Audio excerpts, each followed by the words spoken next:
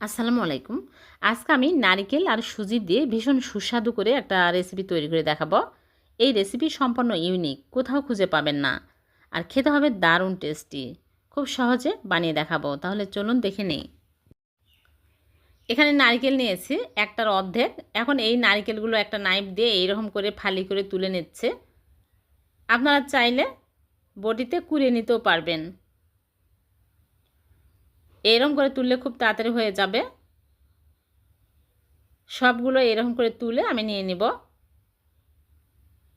আপনারা চাইলে স্কিনগুলো তুলে পরিষ্কার করে নিতে পারেন। আমি এগুলো সহই নিয়ে নিব। এগুলো সহ নিলে কোনো সমস্যা হবে না, যেহেতু ব্লেন্ড করব একদম স্মুথ হয়ে যাবে। সবগুলো তুলে নিয়েছি। এখন ধুয়ে ভালো করে পরিষ্কার করে এক সাইডে রেখে দিচ্ছি। তারপরে চুলে একটা প্যান বসিয়ে দিয়েছি আর দিয়ে দিচ্ছি লিকুইড দুধ। এখানে 1.5 কাপ লিকুইড দুধ দিয়ে দিচ্ছি। এখন নেড়েচেড়ে জাল করে বলক তুলে নিব। ভালোভাবে বলক চলে আসলেই নারকেলগুলো দিয়ে দিতে হবে। নারকেল সব দিয়ে দিচ্ছি। আর এখানে নিয়েছি বাদাম। বাদাম ভেজে তারপরে স্কিনগুলো তুলে পরিষ্কার করে দিয়ে দিচ্ছি 1/3 কাপ। এখন আমি নেড়েচেড়ে জাল করে নেব। 5-7 মিনিট জাল করে নিতে হবে।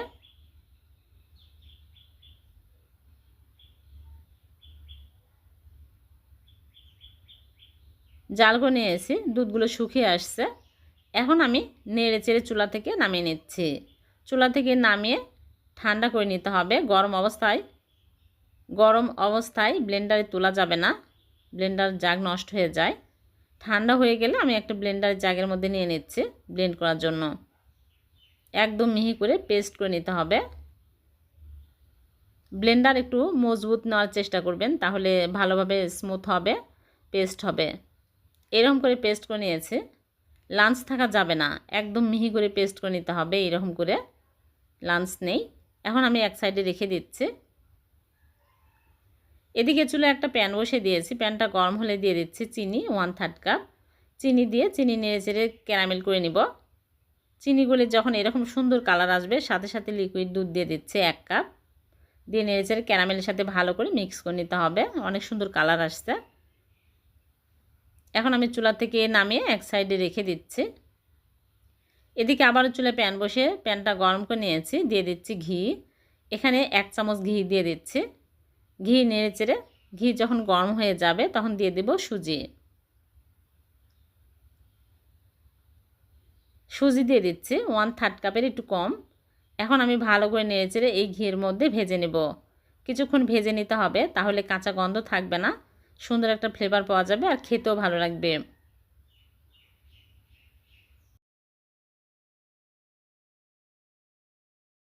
ভালো করে ভাজা হয়ে গেলে আমি এর মধ্যে নারকেলের পেস্টগুলো দিয়ে দিচ্ছি।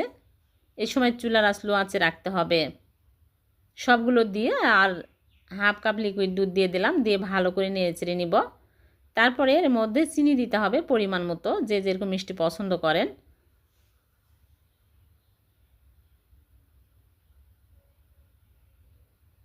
চিনি দিয়ে দিচ্ছে। আর এখানে নিয়েছি গুঁড়া দুধ। এখানে 1/3 কাপ গুঁড়া দুধ দিয়ে দিচ্ছি, তাহলে খেতে আরও বেশি টেস্টি হবে। গুঁড়া দুধ বেশি দেওয়ার চেষ্টা করবেন, তাহলে অনেক সুস্বাদু হবে। এখন আমি ভালো করে নেড়েচেড়ে নিব। নেড়েচেড়ে একদম শক্ত করে নিতে হবে। আর অনবরত নাড়তে থাকতে হবে, তলায় লেগে যাবে। দেখুন আস্তে আস্তে ঘন হতে শুরু হয়েছে। একটু সময় নিয়ে ভালো করে নেড়েচেড়ে নিব। তারপরে যে ক্যারামেল বানিয়ে রেখেছি ওই ক্যারামেলগুলো সবগুলো দিয়ে দিচ্ছে। দিয়ে ভালো করে নাড়তে থাকব। নেড়েচেড়ে একদম ঘন টাইট করে নিব। বেশি সময় লাগে না, খুব তাড়াতাড়ি হয়ে যায়। দেখুন আস্তে আস্তে শক্ত হতে শুরু হয়েছে, আর একটু শক্ত করে নিতে হবে। এরকম শক্ত হলেই চুলা থেকে নামিয়ে নিচ্ছি। নিয়ে একটা মোল্ডে ফয়েল পেপার বিছিয়ে ঘি ব্রাশ করে নিয়েছি। এর মধ্যে সবগুলো নিয়ে নিচ্ছি। নিয়ে ভালো করে চেপে চেপে নিতে হবে। খুবই টেস্টি হয়, আপনারা বাড়িতে অবশ্যই ট্রাই করবেন। খুবই মজার খেতে, মুখে লেগে থাকবে স্বাদ, এতটাই টেস্টি হবে। কোনো জিনিস না বানিয়ে না খেলে বোঝাই যায় না কতটা টেস্টি হতে পারে। এখন আমি নরমাল ফ্রিজে রেখে দিচ্ছি। ঠান্ডা হওয়ার পর বের করে নিয়ে আসলাম। এখন আমি ফয়েল পেপার খুলে ফেলে দিচ্ছি, দিয়ে কেটে আপনাদেরকে দেখাচ্ছি কতটা মজার হয়েছে। এভাবে করে নারকেল আর সুজি দিয়ে বরফি বানিয়ে দেখবেন, এতটাই টেস্টি হবে, আপনারা ভাবতেও পারবেন না এতটা সুস্বাদু হতে পারে। কেটে দেখাচ্ছি, অনেক মজার হয়েছে। ভিডিওটি ভালো লাগলে লাইক কমেন্ট শেয়ার করে দেবেন। আবারও দেখা হবে নতুন কোনো রেসিপিতে। আল্লাহ হাফেজ।